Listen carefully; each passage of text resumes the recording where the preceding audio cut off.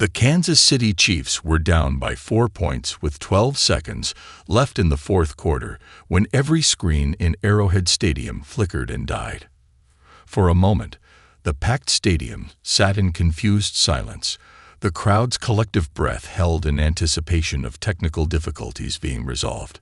Then the screens came back to life, not with the game, but with an image that would forever change human history. Dr. Emma Hayes watched the same broadcast from Mission Control in Houston, her coffee cup frozen halfway to her lips. The feed was being transmitted globally, overriding every digital display on Earth. The image showed a fleet of ships, their hulls gleaming with an impossible metallic sheen that seemed to absorb and reflect light simultaneously. They moved with deliberate grace, positioning themselves above major cities worldwide. "Those propulsion signatures," Emma muttered, her hand instinctively reaching for the worn leather journal in her desk drawer. Her grandmother, Catherine Hayes, had been an engineer in the 1960s space program, brilliant but often dismissed.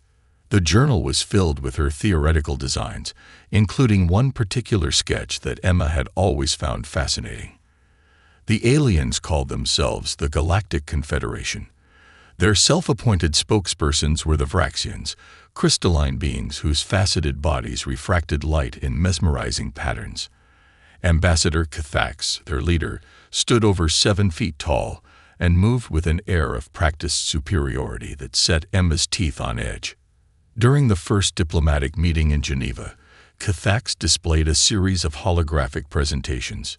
"Your species' attempts at space exploration have been entertaining," the ambassador's translator conveyed, as footage of various rocket explosions played behind them. The assembled human delegates shifted uncomfortably in their seats. "Consider your lunar mission," Fax continued, displaying footage of the Apollo landings. "While admirable for such a young species, it's rather like watching an infant take its first steps. Charming, but hardly indicative of real capability." Emma, present as NASA's representative, felt her face flush with anger. But it was what came next that truly caught her attention. As Cathax demonstrated their own propulsion technology, Emma's hand tightened around her grandmother's journal. The similarities were impossible to ignore. The toroidal field configuration, the plasma containment geometry, even the specific angle of the magnetic bottleneck. It was virtually identical to Catherine Hayes' theoretical design from 1964. "We offer Earth-guided membership in the Confederation," Cathax announced magnanimously. "Under our supervision, you may eventually earn limited access to interstellar technology. With proper oversight, of course." During the brief recess that followed, Emma found herself in a heated discussion with Dr. James Chen from MIT. "The configuration of their fusion drive," she whispered, showing him the journal. "It's exactly what my grandmother theorized." "How is that possible?"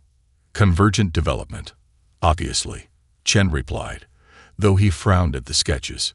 "Still, there's something about their tech that feels familiar," Emma finished. "Like déjà vu, but with engineering."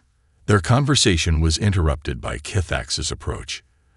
The ambassador's crystalline form caught the light, sending rainbow refractions across the walls. "Discussing our superior technology, humans, perhaps in a few centuries, you'll begin to grasp its basic principles." Emma felt a surge of defiance. "Actually, Ambassador, I have some questions about your fusion drive design. The toroidal configuration." "My dear," Thax interrupted, the translator conveying a tone of patronizing amusement.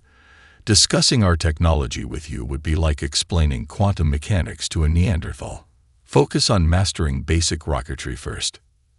As Cathax glided away, Emma opened her grandmother's journal again, studying the date at the top of the fusion drive sketch. Something wasn't adding up. The design was too perfect, too similar. And why did it feel so natural to her eyes, as if she'd known it all along?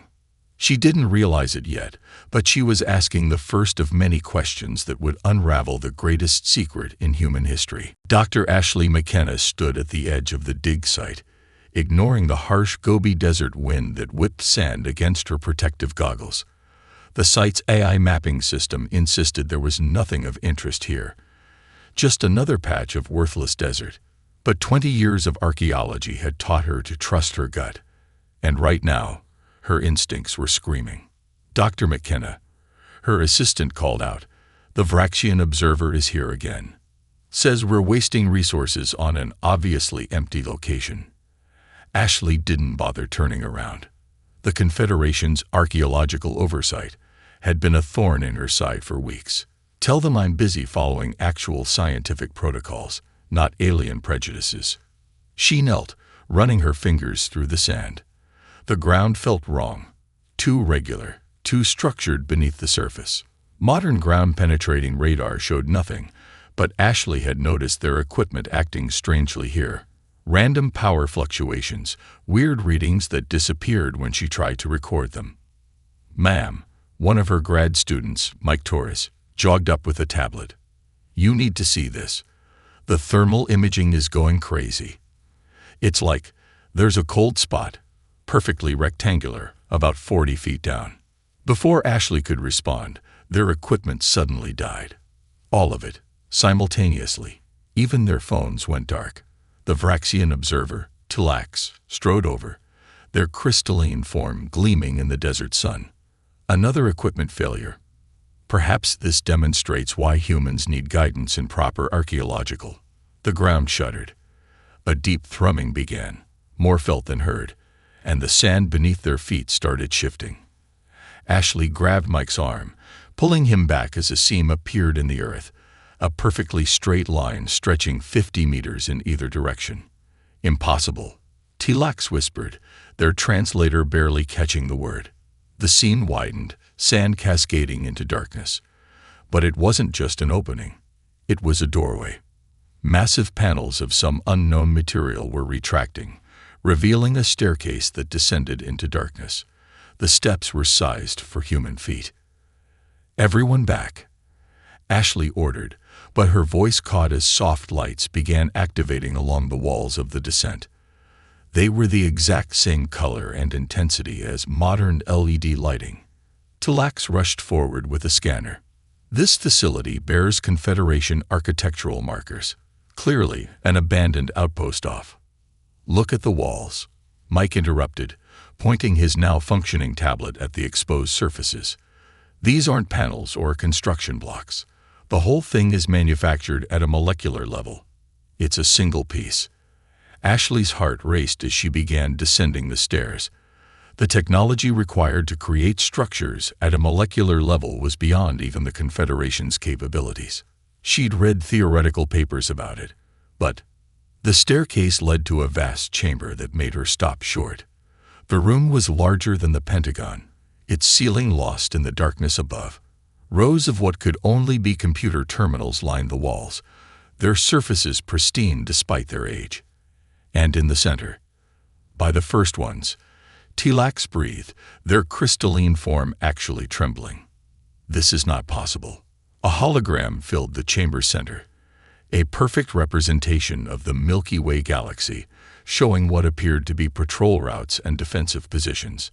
As they watched, a terminal nearby hummed to life, responding to their presence. "Dr. McKenna." It spoke in perfect English. "DNA match confirmed. Security clearance level. Alpha. Welcome back, Guardian." Ashley approached the terminal, her hands shaking. "Run diagnostic. Display facility timestamp." Numbers appeared above the galaxy map.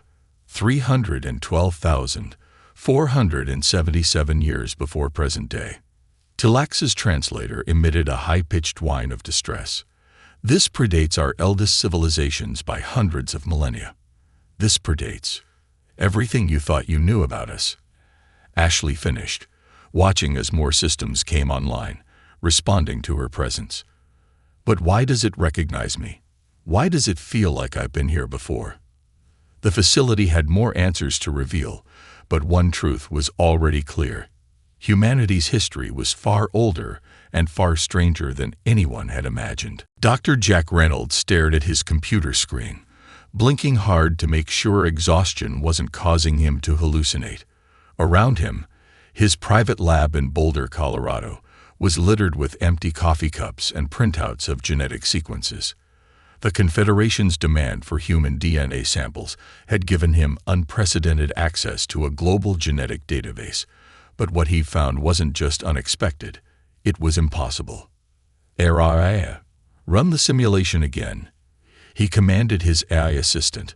Focus on the supposedly junk DNA sequences we isolated yesterday. The holographic display flickered to life, showing complex molecular chains rotating in 3 dimensions. As he watched, the sequences began self-organizing into distinct patterns, not the random noise they'd always been assumed to be, but something deliberate, something engineered. His phone buzzed.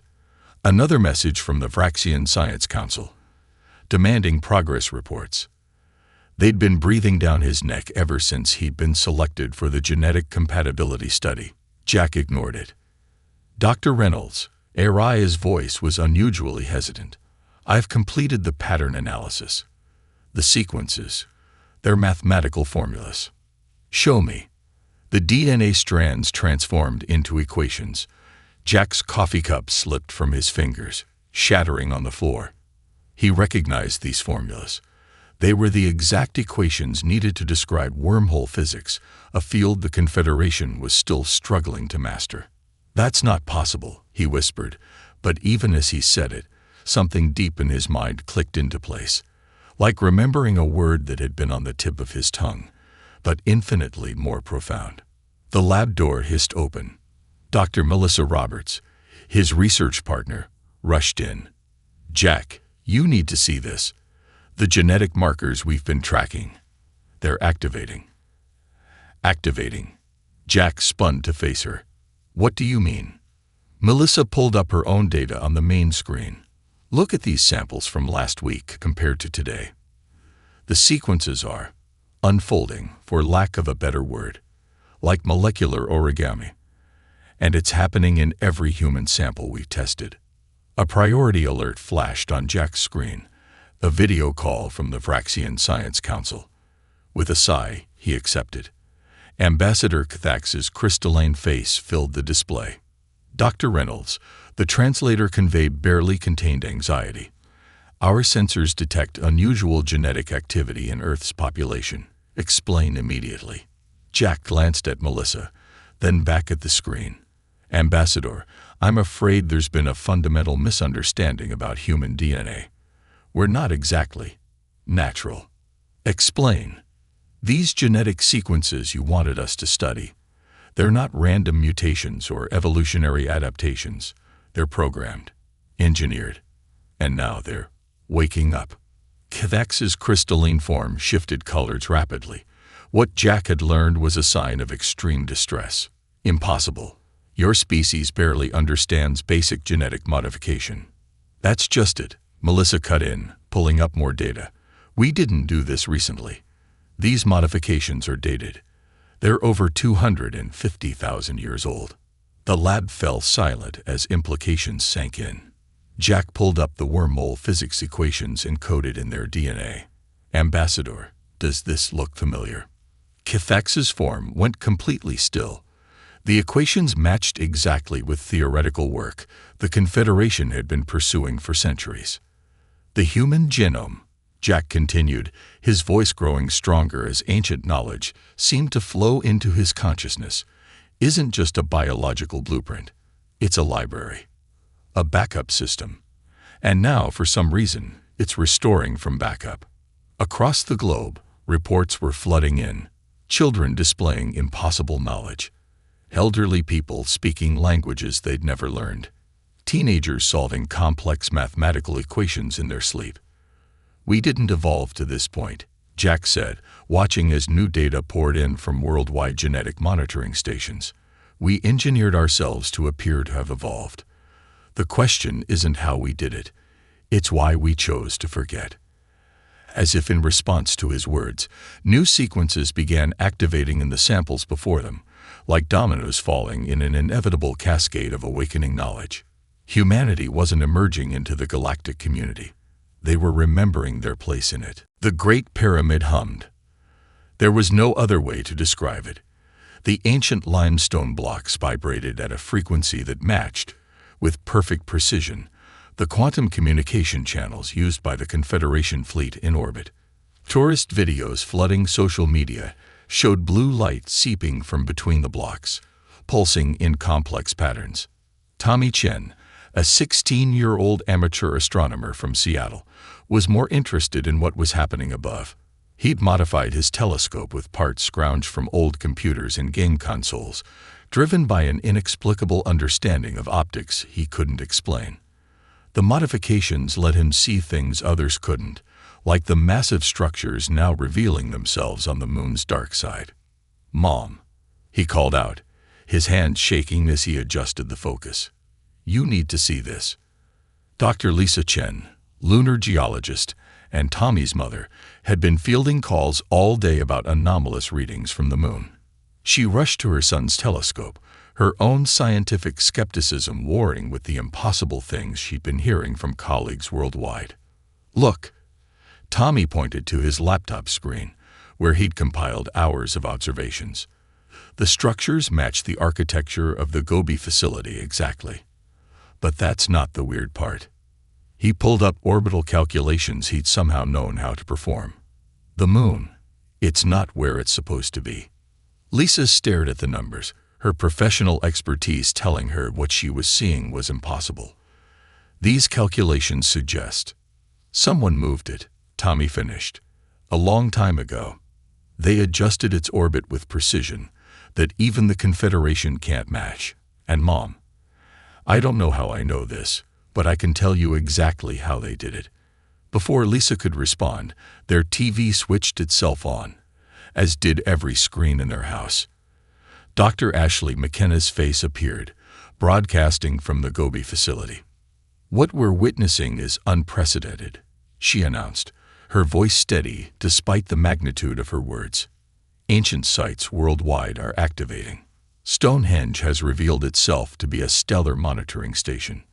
The Nazca lines are powering up as some kind of planetary defense grid. And the Great Pyramid," she paused, looking off camera, "it's transmitting data to the moon."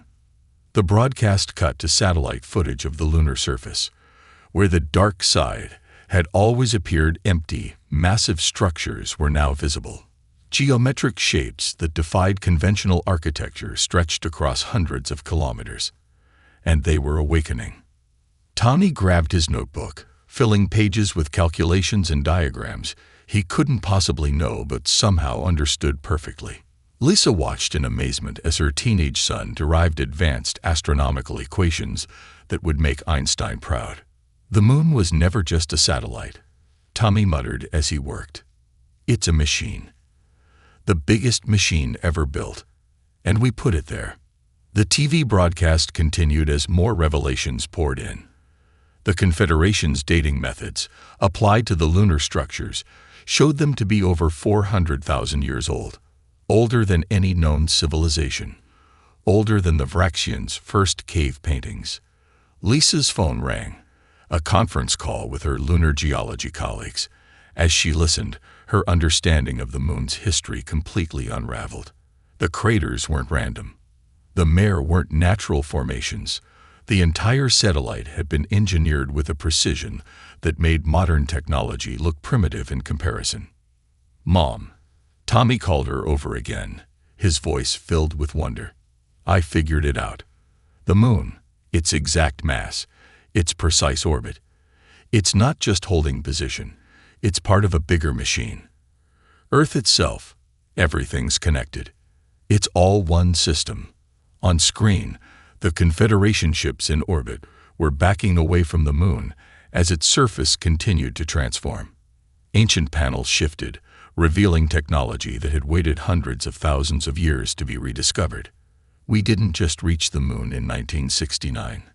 Tommy whispered, ancestral knowledge flowing through him like a breaking dam. "We were coming home." In orbit, the Vraxian ships' sensors registered energy readings that exceeded their entire fleet's combined power by orders of magnitude. Humanity hadn't been reaching for the stars. They had been waiting among them all along. In the Gobi facility's central chamber, Dr. Ashley McKenna and Dr. Jack Reynolds stood before a wall of crystalline data cores that hummed with ancient power.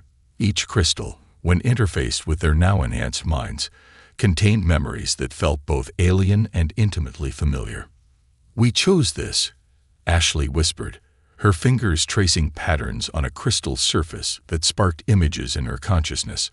"We chose to forget everything." Jack nodded, his own mind processing centuries of encoded information. "Not just forgot. We engineered the forgetting, built it into our genes, our cultures, our very civilization." The chamber's holographic display showed Earth as it had been 400,000 years ago. A world of impossible cities and mathematical architecture. A civilization that had mastered molecular engineering, stellar manipulation, and the fundamental forces of the universe. "Look at this," Ashley called up a sequence of images. "These aren't just records. They're the reason. The thing we were hiding from." The images showed something vast moving between the galaxies, something that consumed advanced civilizations, drawn to complexity like a moth to flame. The ancient humans had tracked its path across millions of years, calculated its return. We couldn't fight it, Jack realized, the knowledge unfolding in his mind. Not directly. So we did something unprecedented. We hid in plain sight. A new set of memories crystallized. The Great Forgetting. A choice made by unanimous decision of the human race. They would devolve their civilization, hide their technology, and scatter their knowledge across billions of minds and thousands of generations. In Houston, Dr. Emma Hayes was making her own discoveries. "The monsters," she said during the emergency broadcast, her grandmother's journal open before her. "Every culture has stories of monsters in the dark. Under beds, in closets, lurking in shadows. They're not just stories." She held up children's drawings collected from around the world. In the week since the awakening began, children everywhere had been drawing the same thing. Vast, dark shapes that matched exactly with the ancient warning glyphs. "We encoded the warning into our nightmares," she explained, "into our fairy tales, our myths, our children's instinctive fears. We've been carrying the message for 400 centuries, waiting for the right moment to remember." In Seattle, Tommy Chen's abilities had grown exponentially. He no longer needed his telescope to see the lunar installations. Somehow, he could feel them, like extensions of his own body. "The moon is a sensor array," he explained to the hastily assembled UN Council via hologram. "The largest ever built. It's been watching, waiting, counting down. That's why we had to put it exactly where it is." In the Gobi facility, Ashley and Jack accessed the final data crystal. The full scope of humanity's ancient plan unfurled before them. They hadn't just hidden their technology. They had seeded it strategically throughout the galaxy, guiding younger species development along carefully planned paths. "The Confederation's technology," Ashley breathed. "They didn't develop it. They found it. We left it for them, like breadcrumbs, leading them to exactly the level of advancement we'd need," Jack finished. "No further, no faster. Every discovery controlled. Every innovation timed." A memory surfaced in Ashley's mind, not from the crystals, but from her own genetic heritage finally unlocking. She saw her ancestors making the choice, accepting the sacrifice, an entire civilization choosing to step backwards, to become simple, to forget their power and knowledge. But they hadn't just forgotten.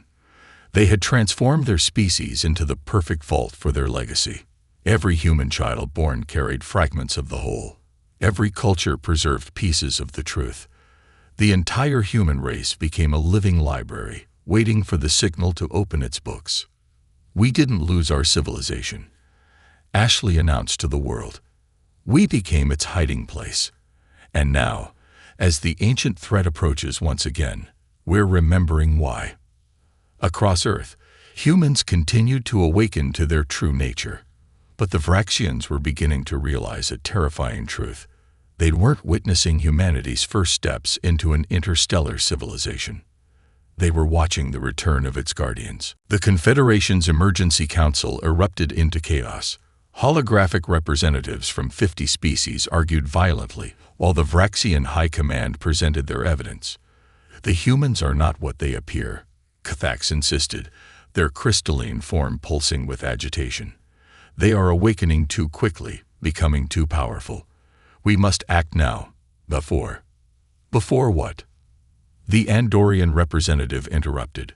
Before we admit we've been patronizing our elders. That our discovered technologies were gifts left like toys for children. In Earth's orbit, the Vraxian fleet began moving into attack positions. Their targeting systems locked onto major population centers, power grids, and military installations. High Commander Virex gave the order that would echo through history. Better to destroy them now than kneel before them later. The first wave of plasma torpedoes launched toward Earth. None of them detonated. In Houston, Emma Hayes watched the incoming attack on NASA's monitors, a strange calm settling over her. She knew, without understanding how, exactly what was about to happen. You can't fire those weapons, she broadcast to the Vraxian fleet. You never could. Look closer at your own technology. In the Vraxian flagship's engineering bay, warnings flashed across every screen. Their weapons, their shields, their very engines, all based on discovered ancient technology, began revealing their true nature. Fail-safes encoded at the quantum level activated, responding to signatures that had been dormant in human DNA for millennia. The entropy inverters in your torpedoes, Tommy Chen explained, his young voice carrying the weight of ancient knowledge as he joined the broadcast. The pattern buffers in your shields, the recursive algorithms in your targeting systems, they're all based on human designs, and they all have backdoors we built into them 400,000 years ago. The Vraxian fleet hung powerless in orbit, their mighty ships reduced to elaborate containers of dead technology. But they weren't alone in their panic. Across the galaxy, species after species discovered the same truth. Their proudest technological achievements were hand-me-downs from a civilization they'd dismissed as primitive. In the Gobi facility, Ashley McKenna and Jack Reynolds worked furiously to manage the awakening process. Humanity's remembered knowledge was cascading faster now, threatening to overwhelm unprepared minds. The children are handling it better, Jack noted, watching global data streams. Their neural plasticity lets them adapt more quickly. Adults are struggling with the cognitive dissonance. That's by design, Ashley replied, ancient memories surfacing. We encoded it to emerge generationally. The children will teach the adults, just as they always have. Around the world, impossible scenes played out. Elderly people spoke long-dead languages that contained critical technical specifications. Teenagers solved mathematical problems that unified quantum mechanics and gravity. Children drew detailed schematics for technologies that shouldn't exist for centuries. The Confederation splintered in its response. Some species, led by the Vraxians, called for immediate military action, a panicked last attempt to subdue humanity before their awakening completed. Others, seeing the futility of fighting against their own technology's creators, sought alliance. You don't understand, Emma broadcast to all of them. We were never your enemies. We weren't competing with you. We were protecting you. In orbit, the moon's true nature continued to reveal itself.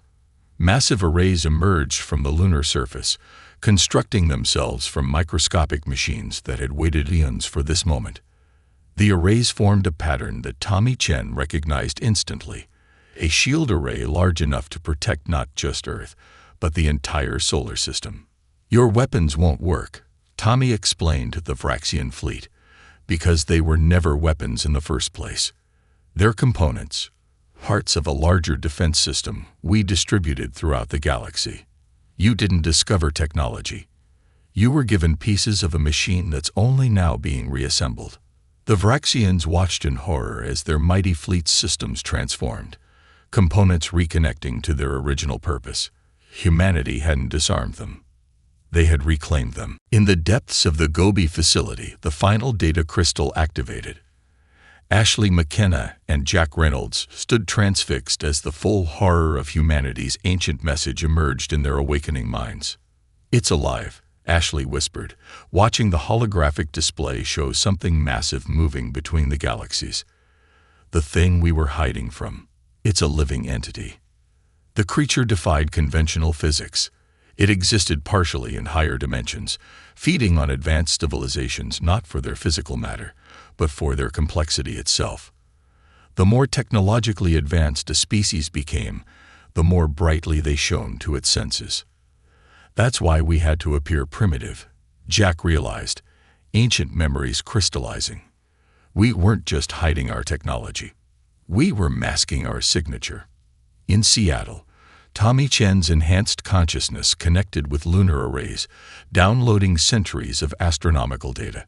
His young mind, more adaptable to the flood of ancient knowledge, processed what the arrays had been monitoring.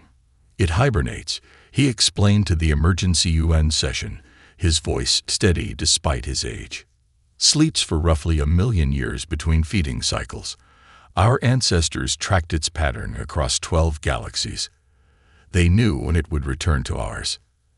Emma Hayes, now coordinating with space agencies worldwide, pulled up her grandmother's journal. The fusion drive design wasn't just similar to alien technology. It was a key to understanding humanity's master plan. "We didn't just go dormant," she broadcast. "We became gardeners. We seeded the galaxy with technological breadcrumbs, guiding younger species toward specific developments. Every piece of technology we left them to discover is part of a larger defense system." The Confederation representatives, still reeling from the revelation of their technological heritage, watched in awe as humanity's plan revealed itself. What they had thought were independent technological achievements, weapons, shields, drives, were actually components of a vast machine, distributed across thousands of worlds. In the Gobi facility, Ashley accessed the final records. "Our ancestors faced a choice," she announced, her voice carrying to every corner of Earth and beyond. "Fight the entity directly and likely lose, or play a longer game. They chose to hide, to forget, to become simple. But they scattered watchposts across the galaxy, disguised as ruins and artifacts. The Great Pyramid," Jack added, "Stonehenge, the Nazca Lines. They're not just monuments. They're nodes in a planetary defense network. And they're not alone. Every ancient civilization on Earth contributed to building and hiding pieces of our technology." Tommy's connection to the lunar arrays suddenly spiked. "It's coming," he announced, his voice tight with ancestral fear. "The arrays are tracking it. It's already consumed 3 galaxies since its last hibernation. The Andromeda Galaxy fell 6 million years ago." The holographic display in the Gobi facility showed the entity's approach. It moved with purpose now, drawn to the concentrated technological signatures of thousands of civilizations. "Our ancestors knew we couldn't evacuate the galaxy," Ashley explained. "There are too many species, too many worlds. So they devised a different strategy. They turned humanity into a living library, preserving the knowledge needed to fight back, waiting for the right moment to awaken." The Confederation's worlds, Emma realized, they're not random settlements. Look at their positions on a galactic map. They form a pattern, a net. Jack nodded as the knowledge surfaced in his mind. Every piece of technology we left for them to find. Every world they chose to colonize based on our scattered artifacts. They're all part of a trap we've spent 400,000 years building. In orbit, the Vraxian fleet watched as their ship's systems continued to transform, reconnecting to their original purpose. What they had thought were weapons platforms were actually focusing arrays. Their shield generators were designed to channel energy rather than simply block it. "We weren't abandoning our responsibility as guardians," Ashley announced to the galaxy. "We were fulfilling it in the only way possible. We became simple so others could grow, but we guided that growth toward a single purpose." The entity approached, drawn to the light of 10,000 civilizations, unaware that every one of them was part of humanity's grand design. The trap was almost ready to spring. Earth transformed. Ancient machines, dormant for hundreds of millennia, emerged from every continent. The Sahara Desert shifted as massive platforms rose from beneath the sands. The Amazon rainforest parted to reveal arrays that dwarfed cities. The Pacific Ocean churned as structures larger than mountains broke the surface. Tommy Chen, his consciousness now fully merged with the lunar systems, watched Earth's metamorphosis through the array sensors. "It's beautiful," he whispered. "We didn't just hide our technology. We became part of it." In the Gobi facility, Ashley McKenna and Jack Reynolds initiated the final activation sequence. The knowledge flowing through their enhanced minds showed them humanity's ultimate purpose, not just guardians, but the linchpin of a galaxy-spanning defense system. Every human on Earth, Ashley announced to the watching galaxy, carries a piece of the key. Our DNA, our cultures, our myths, they're all part of the activation sequence. We didn't just preserve knowledge. We became the code. The Confederation fleets, their technology now revealed as components of humanity's grand design, moved into precise positions. The patterns of their colonies, the placement of their worlds. Everything had been orchestrated across 400,000 years for this moment. Emma Hayes, coordinating from Houston, watched as the orbital dynamics she'd inherited from her grandmother's work finally made sense. "The moon," she broadcast, "isn't just a satellite or a sensor array. It's a focusing lens for the entire solar system." The entity approached, its vast form distorting space-time. It was drawn to the concentrated technological signature of the Confederation worlds, a signature that had been deliberately crafted to attract it. "Now," Tommy commanded, his young voice carrying the weight of ancestral authority. The trap activated. Every piece of technology humanity had scattered across the galaxy, every discovered artifact, every colonial outpost, they all activated simultaneously. The Confederation worlds formed nodes in an enormous pattern, their positions calculated centuries ago. "We didn't just plan for this moment," Jack explained as energy began flowing through the ancient networks. "We engineered an entire galaxy to be ready for it." The entity, sensing the trap too late, tried to retreat. But the pattern was complete. Every world, every ship, every piece of technology humans had guided other species to develop, they were all part of a vast machine designed for one purpose. Ashley touched the final crystal, completing the circuit that humanity's ancestors had begun laying 400 millennia ago.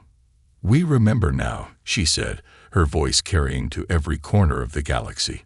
"Not just our technology or our history. We remember who we are, what we were meant to do."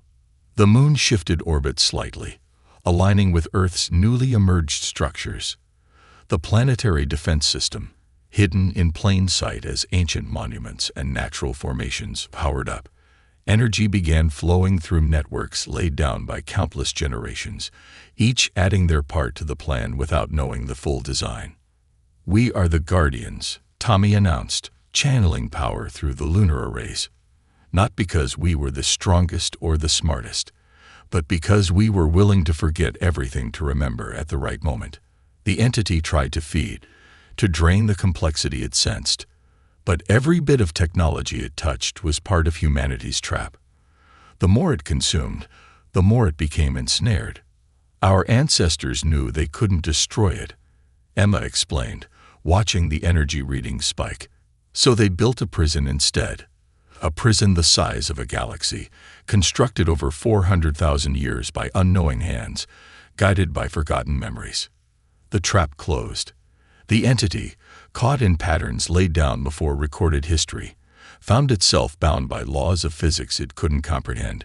Humanity hadn't just preserved their knowledge, they had advanced it during their long sleep, engineering on a scale that made their ancient achievements look primitive.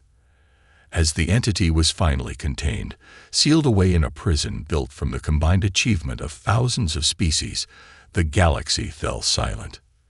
Then, from Earth, humanity spoke to their children among the stars, not as newly awakened primitives, but as ancient guardians who had sacrificed everything to protect what they had sworn to defend. The long watch was over, and the true age of humanity was about to begin.